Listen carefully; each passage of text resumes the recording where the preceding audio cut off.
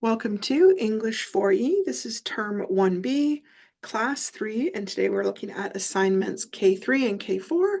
We're going to be discussing nouns, pronouns, and verb tenses, and I am Jillian Percy. All right, contact information. If you want to talk to me while we're on the air, call the studio at 1-800-465-7144. If you want to call the office, 1-800-667-3703. Obviously, when I'm in the studio, I can't answer that. That'll have to be afterwards, but I'm here till 4:30. If you want to email me, jillian.percy@nnecschools.org. It can also be nnec.on.ca. Facebook and YouTube, I have the same address, capital G, capital P, ERCY, space, capital W, AHSA. So Facebook is for talking. On YouTube, I have the previous recordings of this class. I have last year's on there, but I also am just beginning to put up this year's. If you need to take a photograph of an assignment, please send it as an attachment in the email rather than sending it directly as the email. It's very hard for us to print it off. It doesn't want to condense properly. The other thing is make sure it's really clear and crisp and that I can read the handwriting, okay? Whenever you hand in work, please send it to studentwork@nnec.on.ca. That way the secretary can log that you submitted work and it remains available in there for several years. And I'm talking about this because I had a thing today where somebody was looking for work and it had been handed in several years ago, but we still had access to it in the student work email box. So that's why we kind of put it there, because there's been several teachers since that thing got handed in. And if it got sent directly to the teacher, I wouldn't have been able to access it. But because it went to the central source, we were. Always on the actual assignment itself, include your full name, the course name, the assignment number in the name. When they come into my mailbox, I don't see the email. I just end up seeing the actual assignment. So if it's not labeled clearly, I sometimes don't always know 100% what I'm looking at. If an assignment asks for both a rough and a good draft, please label which is which and include them both in the same email. And by the same token, if it doesn't ask for a rough draft, then don't hand it in, okay? Because sometimes I'll be marking something and I think it's your good copy. And then I find out later on, oh, wait, a couple pages later, here is your good copy. And then it's kind of, frustrating because I end up having to mark it twice. So if it's not asked for, you don't need to send it in, okay? All right. Yesterday we were talking about doing a certain kind of journal and we sort of ran out of time and we didn't quite finish going through the punctuation. I'm gonna put it at the end of today's lesson so that we can get to it if we have time, and if not, I will cover it on Monday, which is I think when we have another journal assignment. So we'll work then. Okay. Today's work, we have a review of how to identify nouns, understand and identify 3 main types of verbs, understand verb tense, mood, and aspect, recognize 12 different types of verb tenses in English, identify nouns and verbs in self-created sentences, learn all about the different types of pronouns and how they work with antecedents, and identify pronouns and antecedents in self-created sentences. In other words, you make them. Okay, so hang on a second. Some quick notes on spelling. I just want to point this out. It is totally fine to use the computer to help you spell check, but keep in mind that it is a machine and it will not check or catch every single type of spelling mistake. Here are some things it may not notice. Things like subject-verb agreement, which we've talked about and we'll talk about again. If you use the wrong verb form, but it's spelled correctly, it won't necessarily notice. Now, grammar check might, depending on the program. I've definitely had grammar check misread things that just kind of didn't notice that I made mistakes. Commonly confused words. Words that you've spelled correctly but aren't the right word for what you mean. Things like affect versus effect, there versus there, light versus light. They have different meanings, but if you use the wrong spelling, but it's still spelled correctly, then it's not really going to flag that. Wrong verb tense. If you meant to write in the past tense, but you forgot to add the ed, many computers are not going to flag that as a spelling error. Technically, it's still spelled correctly. It's just not correct for that sentence. Like I said, a lot of computers have a grammar check. I really find they're very different as to how useful they are. Some will catch most errors, some seem to catch very few, and some will like flag things that actually are just fine, right? And I don't always know why that one's happening. Like I find they don't like hyphens for some reason, even though some words are hyphenated. Kind of odd. All right, these are some words that are very commonly misspelled. And I was trying to look it over and kind of see, is there any particular wisdom I can give you as to why these words get misspelled? Like, is there anything common about them? And I would say the thing I noticed is either there's double letters that should be there, like accidentally there should be two C's, but a lot of times people will just write with one C, or the two L's, they'll just write with the one L. The other thing is sometimes people will put a double letter where it doesn't need it. So accommodation, you need both C's and both M's. Let me see here. Embarrassing, you need two R's and two S's. Where's the word is occasional on here? Occasion. Oh yeah, see, this is when I always make a mistake because it needs two C's, but only one S. And I will commonly sit there and look at that and think, do I need two S's or not? So one thing I would take a look at and just kind of see is, are any of these ones that you really tend to make mistakes on? And if they are, then kind of notice that and always check that when you do your writing. Like for example, receive. A lot of people will mix up the E and the I. They'll put the I first. So that's a really common mistake. Restaurant. Sometimes people will spell it how it sounds, like rest or O-R-A-N-T. So take a look at those. Take a look at some of your own writing and see what are the ones that you commonly make mistakes on. That big thing I find with vowels is sometimes there's like an EI or an AU, and people either mix up the order or drop one of them and just use one vowel instead. So just kind of, this isn't for my course, this is kind of generically around the English world, I guess. These are ones that are misused. They're technically still spelled correctly, but these are the kind that have different spellings and different meanings, right? So its is possessive and is showing belonging. Like a bull moose is known for its aggression in the fall. But its with apostrophe S is a contraction and it's short for it is, like it is a beautiful sunny day. So if you mixed these two up and put them wrong, it would count as a spelling mistake, even though it's spelled correctly and I do know what you mean, right? Lose, L-O-S-E, means gone missing. When did you lose your necklace? Loose with two O's means something's detached. The little boy's sneaker laces have come loose. Than with an A means you're comparing two things, like I am older than my sister. Then with an E refers to timing, like we're going to check our gear, then we can go fishing. There's actually three. These are like one of the most common ones all over. People get mixed up. It's really easy to do because they all sound exactly the same. THERE is a location. He left it over there. THEIR is possessive, like ownership. The students have submitted their assignments for marking. And then their THEY apostrophe RE is a contraction for short form of they are. Like they're really happy that summer is almost here. Whose WHOSE is possessive, belonging. Whose books are these? And then whose WHO apostrophe S is a contraction, short for who is, like who's going to the store with me. And then your possessive, YOUR, have you received your money yet? Which is different than your YOU apostrophe RE, which is a contraction short for you are, you're a wonderful friend. You can see there's a lot of these that are, the difference is a possessive versus a contraction. So when you're looking at those kind of mistakes, think about, is this trying to show ownership or is it two words that have been shortened into one word? Right? And you can usually tell very quickly once you think about it that way. Okay, key question. Oh, I have, it says number, sorry, it says number 4, but I think this is actually number 3.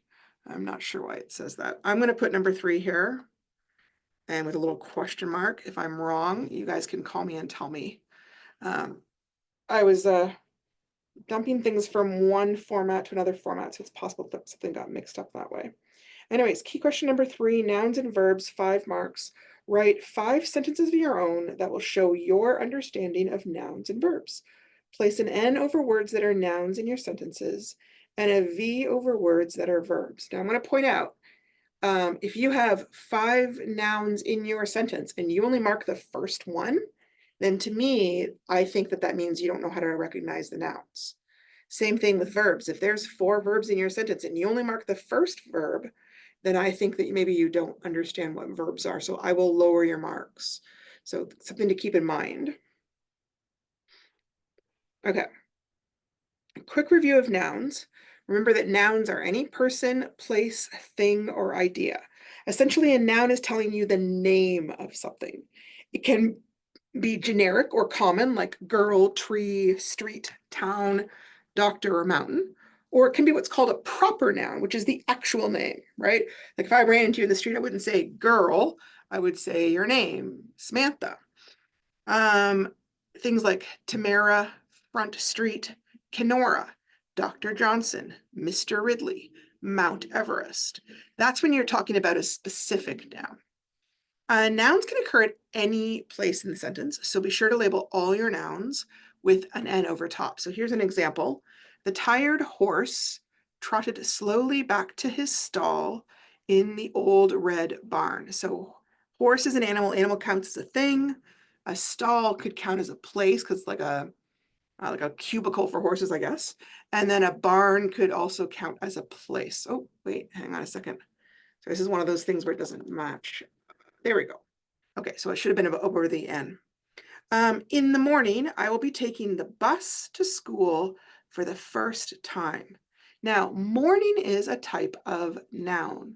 Okay, you can see the word the in front. That's usually a really strong clue that the next word might be a noun. It could be an adjective in front of a noun, but I will be taking the bus. Bus would be a thing. To the school. School would be a place. And then for the first time. So this is another noun. These time words are tricky because they're kind of describing a concept, like the concept of morning or the concept of time. So those can be tricky to recognize for some people. Okay. Oh, hang on. There we go. All right, we talked about, I always say this wrong, gerunds too. And we in the first class, these are a special type of noun.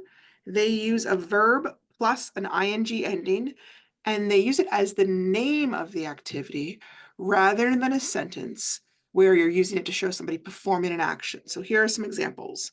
Hiking is a great activity for your health. The person isn't hiking in the sentence, they're talking about the idea of hiking. Her favorite hobby is sewing. So she's not sewing something right there, but she's talking about the idea of sewing. My dad likes golfing on the weekends. That one's tricky, but he isn't actually golfing. He's talking about what he likes to do on the weekends, the activity name. I try to reserve a few hours each Saturday for sewing.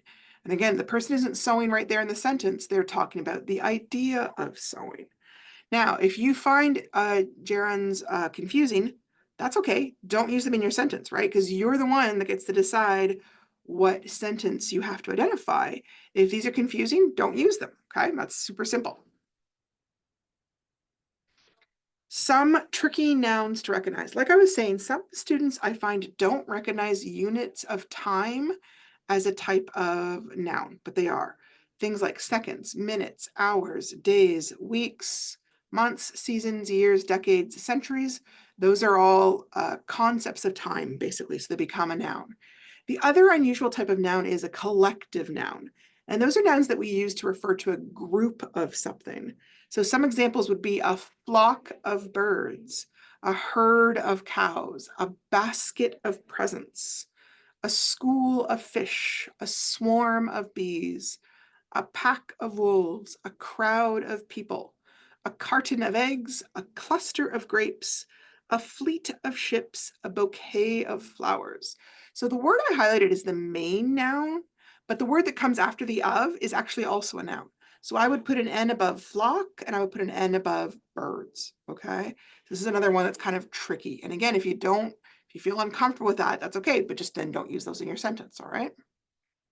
The simpler a sentence that you make, the easier it's going to be to notice all the nouns, okay?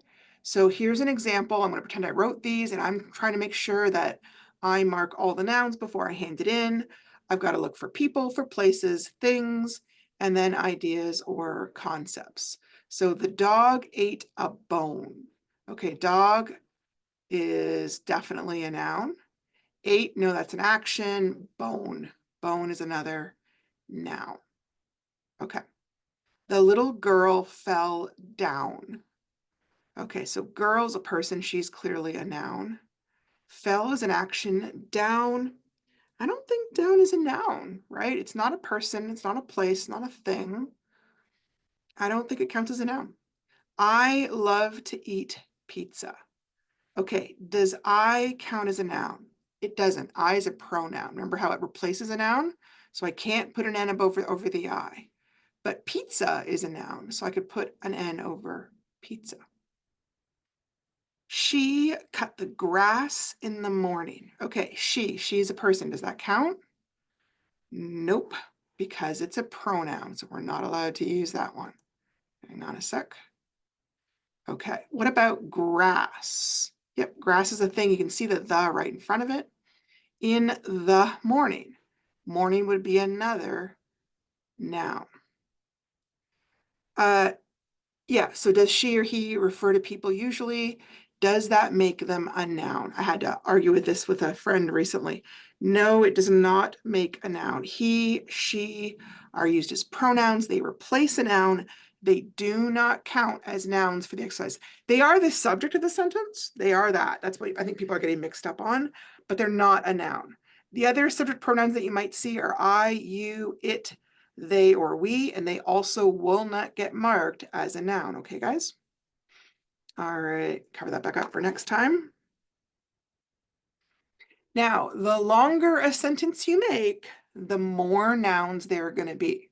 So you are making it harder for yourself if you do that. And that's fine. Like if you want to show me what you can do, that is awesome. But it may be better for marks to do a simple sentence that is easy for you than to do a longer sentence that you get mixed up on. So here's a longer sentence, and I'm going to show you there's a lot more nouns in these, okay? The black cat cried, but then bit my finger when I pet her belly. Okay, so there's a lot of nouns in there. Cat, right away, that is an animal. Animals are nouns. But then bit my finger. Finger would be another noun. I'm not going to put it on top because there's not really any room there. When I pet her belly. Belly is the other noun there. Okay. All right. The boy likes to ride his bike in the morning on the way to school. I'm going to give myself a little bit of room here just because it's kind of squashed. Okay. Boy is obviously a person. That counts as a noun. Likes to ride his bike. Bike is a thing. That will count as a noun. In the morning. Morning, we've already had a few times. It's a noun. On the way. The is giving you a clue that way is also a noun. To his school. School is also a noun. I'm going to steal the N from over here. So that longer sentence had 5 nouns in it. So that's the thing I'm talking about, where it's okay to make longer sentences if you want. It's fine. It's awesome. But when you do that, you've got to make sure that then you pay attention and actually, mark all those nouns. Okay. Here's one I deliberately tried to include harder nouns here. Democracy must be maintained by people willing to fight for their country. Okay, so this one has some ideas in it. What are some ideas or concept words in here? Democracy would be my first one, right? It's the concept of a certain type of government. Must be maintained, that's all verbs, by people. People are obviously a type of people. That one's kind of self-evident. Willing to fight, those are all verbs, for their country. Country would be another noun, okay? Okay, so that one's a longer sentence, but only has 3 nouns. Okay, now, so that takes care of the nouns. Then you have to identify the verbs. There are 3 main types of verbs. There are action verbs, helping verbs, and state of being verbs. In school, they often really only talk about the action words. I don't know why. It is easier to identify, but it just isn't enough information, right? Things like jump, dream, move, swoop. Sometimes students will take the word action too literally, and if it doesn't involve like somebody like jumping around or moving, they don't realize it's a verb. So things like thinking or mental process verbs, things like examine, study, reason, compare, contrast, review, dream, imagine, design, organize, arrange. Your brain is doing a certain type of action there. We may not be able to see it, but it's considered a type of action. Speaking verbs, things like tell, explain, ask, answer, reply, shout, yell, whisper, those are all verbs. Scientific processes, okay?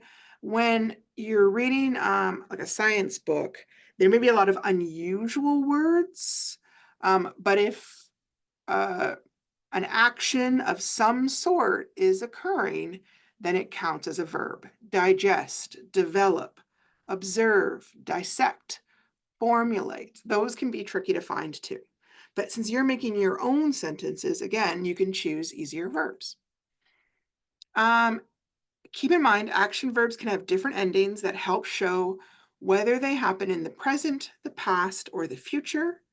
The base verb we usually know, and then it has an ending added to show whether it's occurring right now, which we show that we add ing, or if it's in the past, where we usually add ed, sometimes t, and if they are plural or singular.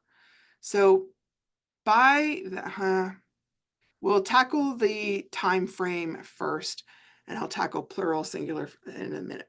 So present tense would be things like jump, and then continuous tense, jumping, past tense, jumped, future tense, will jump. Now, if I used will jump, I would be sure to put a V above the will and a V above the jump, okay?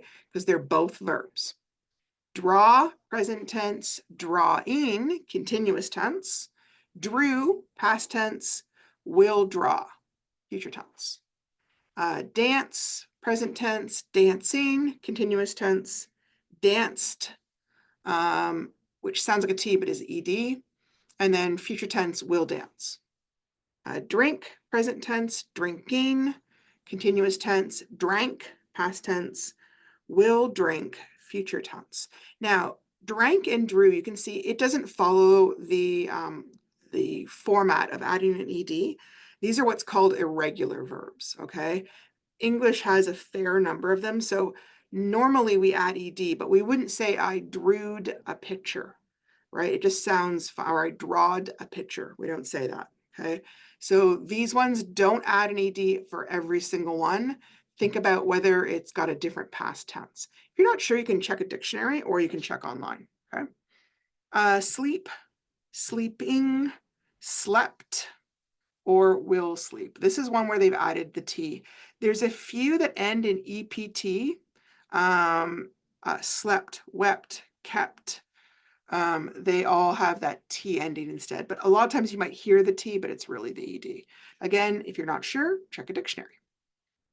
Okay, second type of verb. These are helping or linking verbs. They can help show whether a verb is occurring right now, or if it's occurring in the future, or if an action is only a possibility. And again, these would also get marked with a V. For example, if I said, I am running, am and running both get marked. Sorry. When I transfer from one format to the other, sometimes things get moved on me. Am is the helping verb, running is the action verb. I have been playing piano since I was 6 years old. Okay, have, been, and playing are all types of verbs. Okay. And then the other verb is was. Okay. So this little sentence has 4 verbs. If you only marked the first verb you saw, I would not give you good marks because I would assume that meant that you didn't recognize those other ones were verbs. Okay. So be cautious.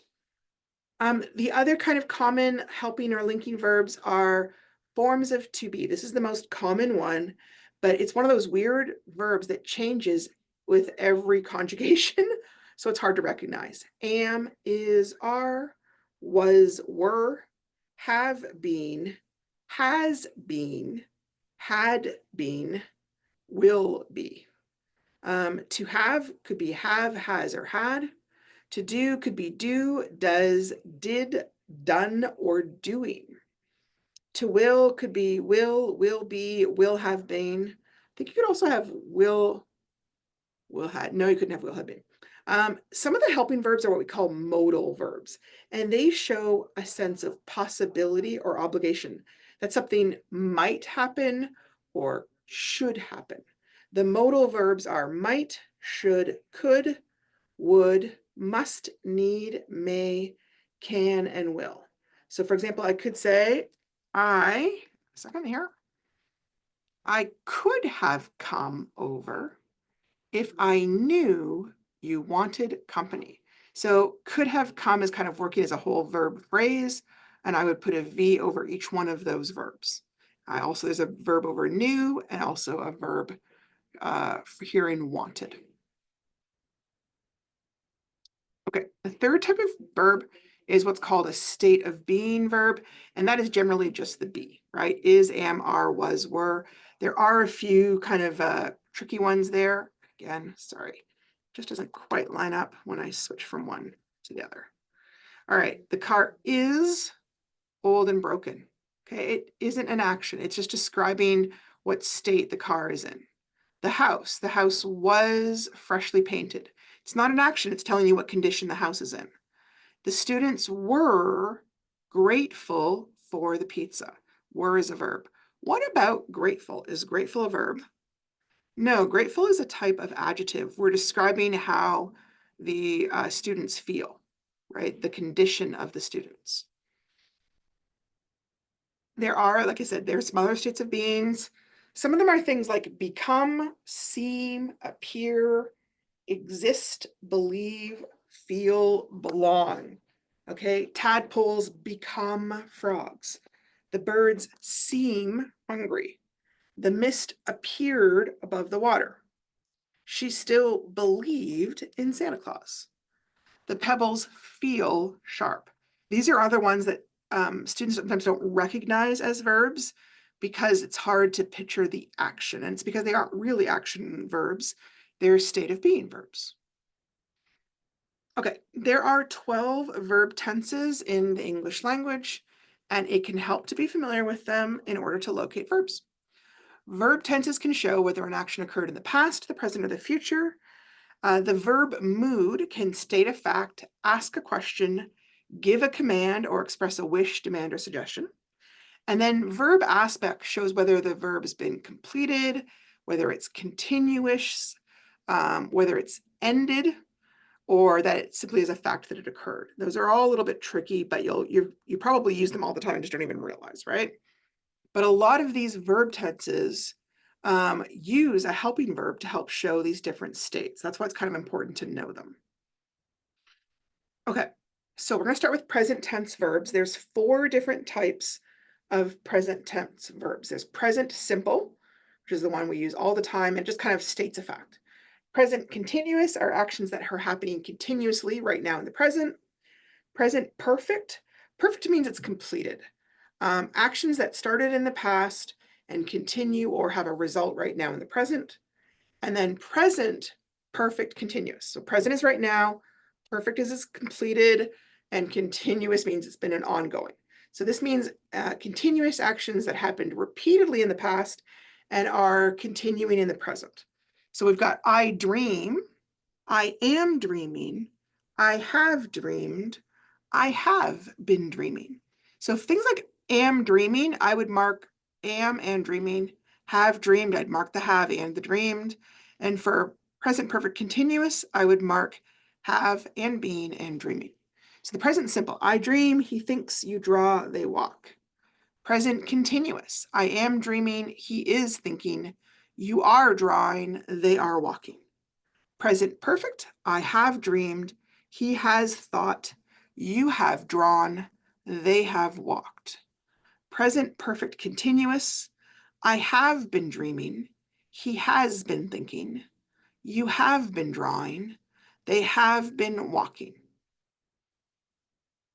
Okay, so now we're looking at past tense. And again, we've got the 4 different types: past simple, past continuous, which are actions. I'll talk about that in a second. Past perfect continuous. Past simple is by nature the simple one. I dreamed, he thought, you drew, they walked. Past continuous has multiple possibilities. It could be an action that happened continuously in the past, or it could be 2 past actions that were occurring at the same time, or it could be where you're trying to show that one action was interrupted by another action or event. I was dreaming. He was thinking before he began his paper. You were drawing. They were walking when they saw a fox. Past perfect are actions that happened in the past before another action or event that was also in the past. It can also be used to discuss a hypothetical or like a possible past event that could or might have happened. I had dreamed that I would become famous. He had thought seriously before he started writing. You had drawn all day until you got a picture you liked. They had walked every morning till the cold weather came. And then past perfect continuous are continuous actions that happened repeatedly in the past and are continuing in the present. I have been dreaming of going to France since I was a little kid. He has been thinking about getting a divorce for several years. You have been drawing city landscapes since you moved to New York. They have been walking up and down the streets all night. Okay, and the last set is the future. Again, future simple, future continuous, future perfect, and then future perfect continuous. That's always the trickiest one. Future simple is just an action that's going to happen in the future. I will dream, he will think, you will draw, they will walk. Future continuous are things that will be happening continuously in the future. I will be dreaming, he will be thinking, you will be drawing, they will be walking. A lot of times these are verbs that aren't something that happens quickly.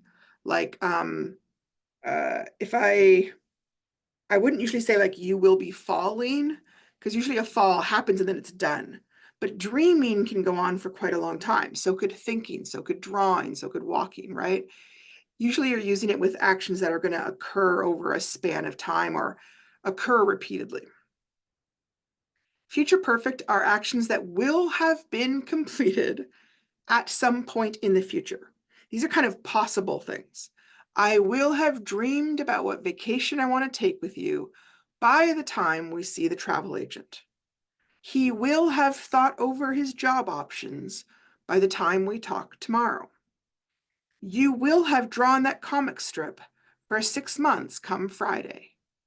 They will have walked all day once it is supper time. So it's an action that started in the past and is going to be finished sometime in the future. Future perfect continuous, actions that have been continuously occurring for a while and they may continue in the future. Or it could be actions that have been continuing but will be done before another action or event occurs. I will have been dreaming of having this book published for 10 years by my birthday. He will have been thinking about getting a divorce for several years before the man decides to go see the doctor. You will have been drawing comic strips for many years before a newspaper finally buys your work. They will have been walking through deep snow for over 24 hours before they developed hypothermia. So again, this is a little bit complicated, which I know. So because you are the one that is crafting your own sentences, I would choose the easiest types rather than the hardest types. But I did want you to know this because obviously these kind of things will come up. Some of these are super tricky, like the difference between future perfect and future perfect continuous is pretty subtle. I don't necessarily expect you to be able to recognize that or even explain it at any point in time, right? I just kind of want you to be aware that it's happened so that when you see will have dreamed, you realize, oh, wait, although 3 of those are verbs. Whereas if you see I will have been dreaming, oh my gosh, they've got 4 verbs together all at once. And so you mark each one of those, okay? Okay, so looking at this sentence, what other verbs are in this sentence? And then where are the noun? So if I said, he will have been thinking about getting a divorce for several years before the man decides to go see the lawyer. Okay, so will have been thinking, I'm gonna highlight these just because it's a little bit easier to do. Hang on a second. Oh, well, yeah, hang on. Here we go. My beautiful highlighter tool. Okay, so getting is another verb, right? I suppose I could just write the V over top. V, V, V, V. For several years before the man decides, V. To go is another type of verb. It's an infinitive form, V. See, V. So that sentence has 1, 2, 3, 4, 5, 6, 7, 8 verbs. Okay, so for nouns, I'm going to use these little green circles down here. He is not a noun, it's a pronoun. About doesn't work. Divorce, though. Divorce, oops, oh, hang on a second. Apparently I've got to shut down that. Oh, wait. Delete. Okay, well, let me do this. Oh, it doesn't want to let me grab it. All right, well, I guess I'll just kind of continue to draw since that's what it wants me to do. Okay, divorce is a noun, so I put an N over top. Several years. Remember we said time measurements are a type of noun. Before the man is a noun. Lawyer is a person, so he is a noun. So this one had 4 nouns. And 1, 2, 3, 4, 5, 6, 7, 8, 8 verbs. I'm saying this just because you need to be cautious of these longer sentences. The other thing to remember is when you're doing compound or complex sentences, by nature, they're going to have usually at least 2 nouns and 2 verbs. Sometimes there might be a pronoun, so you wouldn't need that. But if it says, I like the new boy, and I hope he asks me out, like is a verb, boy is a noun, hope is a verb, asks is a verb. There's not a noun in this section, because there's a pronoun instead, okay? Complex sentence, although I moved to this town a few months ago, I am still finding it hard to make friends. So moved is a verb, town is a noun, months, again, it's another time one, it's a noun, am is a verb, finding is a verb, make is a verb, and then friends is a noun. I don't know where the next one's there. Okay. So hang on. Okay. Remember that for this question, you will need to mark all the nouns and all the verbs. Many people just find the first one, then they stop looking. My last few tips on this assignment is, remember not to mark the articles. The articles are the, a, and. These do not count as part of the noun. You also do not want to accidentally mark any adjectives, right? Because a lot of times there'll be an adjective between the and the noun, like the old gray house, the red sweater, the old man, right? So if I had the old gray house, I would only put an N over house. I would not put it over the or old or gray. So again, key shorter sentences are easier to mark because they have less words. Okay, so that was a lot of grammar. And I will say that's the end of the slides for assignment number 3. The next assignment also has a lot of grammar. Sorry, this is kind of the grammar unit. If you feel like your head is spinning from all the grammar, take a break. Don't keep on watching the video. Pause it and do assignment number 3. And then when you're finished with it and are ready, come back and take a look at assignment number 4, because it just is a lot. And I don't want to put so much in there that you get mixed up. Okay, so you have my permission to take a little break. I am going to keep going in a second and try and get the next assignment explained if I can. Hang on, take a quick look at, yeah, I think we can do it in 10 minutes. We should be okay. Okay, so this is key question number 4. This is the pronouns. Pronouns are words that take the place of a noun, and an antecedent is the word or group of words to which a pronoun refers. Now, in your book, it says the antecedent is usually a proper noun. I disagree completely. It can easily be a common noun. But the main part is that these two aspects, the pronoun and the antecedent, must be in agreement. They must match to create a good sentence. So if I said, after Carrie washed the supper dishes, she went out to see a friend. So Carrie is the antecedent, and she is our pronoun, and she is referring back to Carrie, right? If I hadn't put Carrie there, it wouldn't really be appropriate to use she here because I might be confused as to who I'm talking about. You only use pronouns here where it's really clear who's being talked about. So you're going to write 5 sentences of your own that show your understanding of antecedents and pronouns, and you need to underline the antecedents and pronouns to show me that you know. Please be aware, every year I have people who do beautiful sentences, but they didn't underline anything. And if you don't underline, I can't give you the marks because I don't know if you wrote the beautiful sentences by accident or if you actually do understand where your antecedent and your pronoun is, okay? All right. There are several different types of pronouns. The subject pronouns are the first type that most people think of, but there actually are a lot of other pronouns. I'm going to kind of quickly talk about these and then go on to the other ones because all of them can count. So you need to be kind of alert for those. These ones generally are in front of a verb and serve as the main subject. I, you, he, she, or it is singular. And then we, you, and they is plural. You can be both singular and plural because I could be talking to you, one person, or I could be talking to a group, like a teacher talking to a class, or a cop talking to a crowd, things like that. So here are some examples where you might see that. When Karen went to the movies, she always sat at the front. So Karen is the antecedent and she is the pronoun.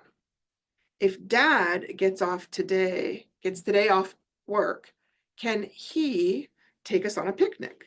Dad is the antecedent, he is the pronoun. The squirrel buried its nuts. Now it can't find them. So the easy one would be, oh, I don't want to do that.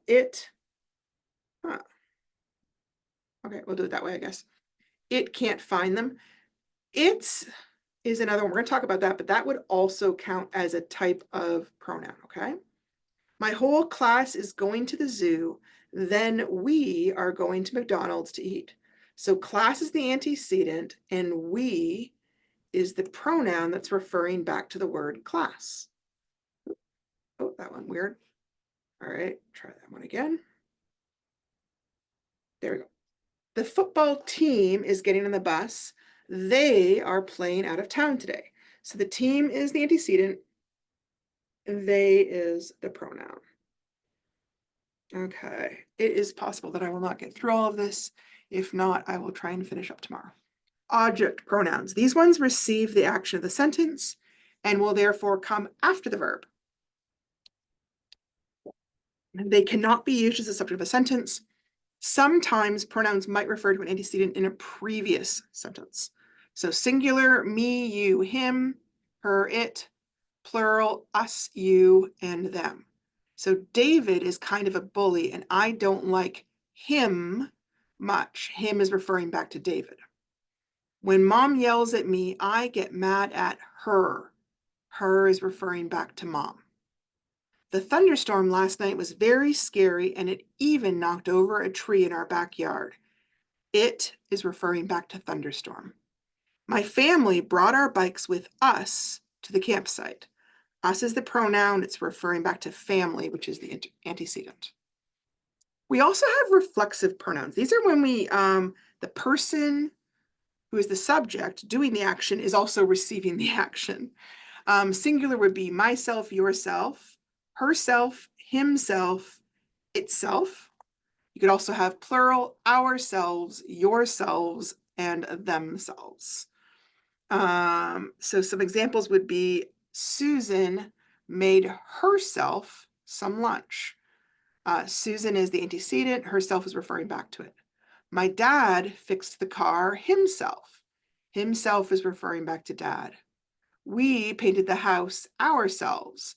Ourselves refers back to we. The dog broke its chain all by itself. So here there's two. Its is one of the pronouns. Itself is another pronoun. They're both referring back to dog. The kids took themselves to the mall on their bikes. Themselves and their are both types of pronouns referring back to kids. I took myself shopping on my payday. Myself and my are both referring back to I. So here's an example where they're referring back not even to a noun, but just to another pronoun. And that's all totally legit. That's fine. All right. And then possessive pronouns. These are ones that show something belongs to a certain noun. And I don't know if we talked about this. I think we should have.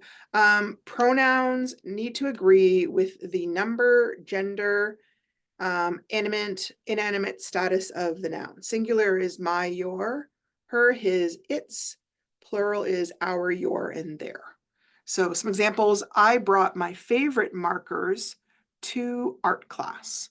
So my is a possessive. It's referring back to the I. Did you get your coat that I dropped off with your brother? Your and your are both possessives referring back to the pronoun you. My sister got her birthday money from grandma. Her is referring back to sister. My teacher wore her best suit for graduation. And again, her is referring back to teacher. The dog licked its dish clean. Its is referring back to dog. We use its for animals normally. Some people do use his and her, but that's normally. If it was not an animal, you would have no choice. You would have to use its. If it said like the car needed its oil change, you really wouldn't use his or her, right? We brought our canoe to the cabin. Our is referring back to we. The class was glad when their flowers grew so well. Their is referring back to class. Okay, so here we did, okay, this is the last little bit. Pronouns must agree with their antecedents. They must be the same, they must match in number, person, and gender. So number is, if the noun is singular, then you need to use a singular pronoun to refer back to it. And if the noun is plural, then you need to use a plural pronoun to refer back to it. So if I said the boy liked to climb trees and he liked to make trails, the noun and the pronoun are singular, so that works. The boys liked to climb trees and they liked to make trails. I had to use a new pronoun because boys is plural and I have to use they because they is the plural of for form for boys. I couldn't still just use he. I couldn't say like he's, right? He's doesn't work for that. Must agree in person. Okay, so this is a little bit tricky, but we have in English what we call first person, second person, or a third person. First person is when we're talking about I, me, my, mine, myself. Those ones go together. First person plural, we, us, our, ours, and ourself. I couldn't use we with my. I couldn't say we went to get my pizza unless it really was just my pizza. I would usually say we went to get our pizza. So it has to kind of connect in terms of what person it's using, but also whether it's singular or plural. Second person singular, you, your, yours, and yourself. That one is the same. Singular and plural, no different. And then third person singular, we've got for males, we got he, him, his, himself. Then we have she, her, hers, herself. And then for inanimate objects, or sometimes for like animals, we've got it, its, itself.